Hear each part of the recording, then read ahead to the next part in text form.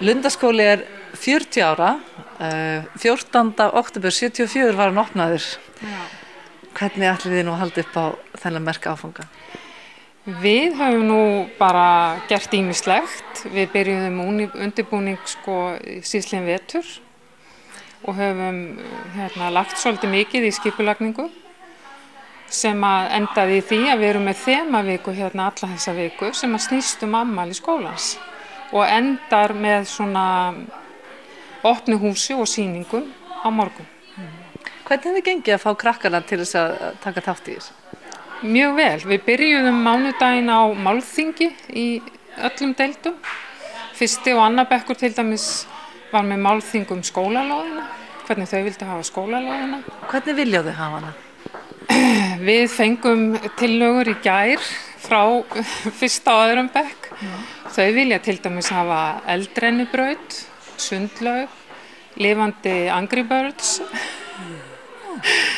Það vantar ekki hugmyndir. Líka bara rólur og alls konar tæki og tól og þetta er bara gagnlegt fyrir okkur.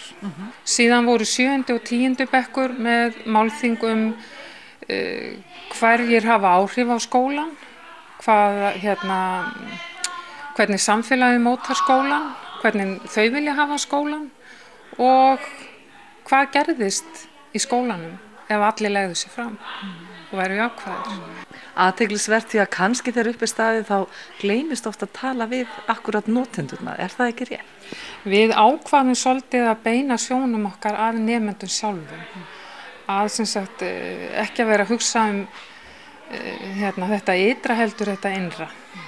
Nú skólinn að halda upp á 40 ára afmæli sitt og þú ert sá kennari sem hefur kennt þér frá fyrsta degi. Hvernig var umhorfs þegar þú komst þér fyrsta daginn?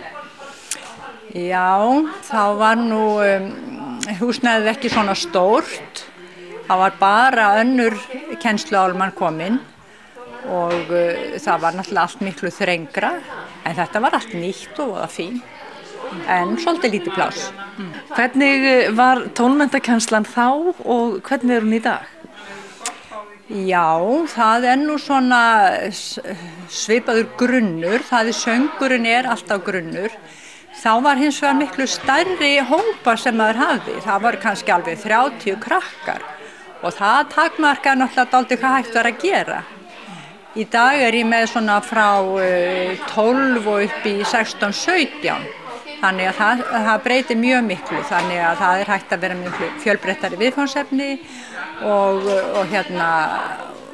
fjölbreyttara nám og meira hljóðfæri og sköpun, hreyfingu, hlustun og þannig að það er svona býður upp á miklu meira möguleika ef það færir í hópi. Hvers virði er tónmenntakennsla í grunnskólum að þínu mati? Ég náttúrulega vil meina að hún sé mjög mikils virði. Þarna fá allir möguleika til að kynnast tónlist að einhverju marki. Maður getur svona vonandi opnað einhverja glugga og vakið áhuga. Hefur einhverja tölu yfir hvað þú ert búin að kenna mörgum eða kynnast mörgum börnum á þessum 40 ári? Nei, það er nefnilega dálítið erfitt reiknistæmi, En það er einhver 1000, svo mikið er víst. Nú er stundum verið að tala og hafa mikla áhyggjur af því að heimurinn fari versnandi. Finnst þér það vera raunin með börnin okkar?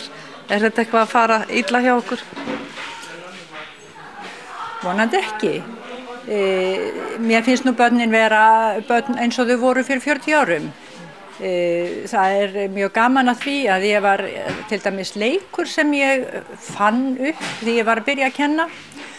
Lamb og refaleikur. Hann var mjög vinsæll þá og hann er alveg jafn vinsæll enn. En börn breytast kannski bara ekki neitt? Nei, það er meira umhverfið held ég og tæknin.